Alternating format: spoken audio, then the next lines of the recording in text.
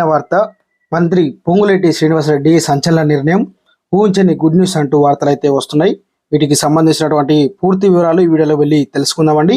ఇప్పుడు లైక్ చేయండి. ఇక వివరాలు కనుక వెళ్ళినట్లయితే, మళ్ళీ తెలంగాణలో విఆర్ఓ విఆర్ఏ వ్యవస్థకు తీసుకొచ్చేందుకు కాంగ్రెస్ సర్కార్ నిర్ణయం తీసుకున్నట్లు సమాచారం అందుతుంది. ఈ మేరకు మంత్రి పొంగులేటి శ్రీనివాసరెడ్డి కీలక ప్రకటన చేయడం జరిగిందన్నమాట. గతంలో ఒకరి భూమి ఒకరి పేరున ఎక్కిస్తే ఇక అవినీతి ఆరోపణలు ఎదుర్కొన్న విఆర్ఓ విఆర్ఏ వ్యవస్థను ధరణి వచ్చిన తర్వాత కేసీఆర్ ప్రభుత్వంలో రద్దు చేయగా మళ్ళీ ఆ వ్యవస్థను తిరిగి తీసుకురాబోతున్నట్లు మంత్రి పొంగులేటి శ్రీనివాసరెడ్డి ప్రకటించడం జరిగిందన్నమాట. కాగా అటు తెలంగాణ మంత్రి దామోదర నరసింహ సంచలన ప్రకటన చేశారు. త్వరలో ధరణి పోర్టల్ రద్దు చేస్తున్నట్లు మంత్రి దామోదర నరసింహ ప్రకటన చేశారు.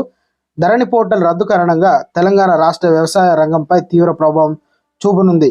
రైతు బంధు, రైతు బీమా, భూముల అమ్మకం, కొనుగోలు, వారసత్వ ఆస్తులు బదలాయింపులు తదితర అన్నిటి మీద ధరణి రద్దు ప్రభావం ఉంటుందన్నమాట.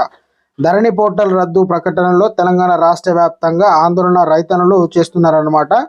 ఇక ఇది ఈరోజు